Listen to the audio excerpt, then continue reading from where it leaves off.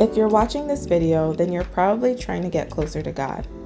Reading the Word of God is vital, but we all get busy with life. Work, chores, school, and kids. But no matter how busy life gets, we have to remember to make time for God's Word. That's why I'll be starting a new series on my channel starting next Friday on September 20th, 2019, where we study the entire Bible together, one chapter at a time. The video posted on Fridays will be a recap of what I learned about the reading, so it may be longer in length, or it could just be a quick video lasting 1 to 2 minutes.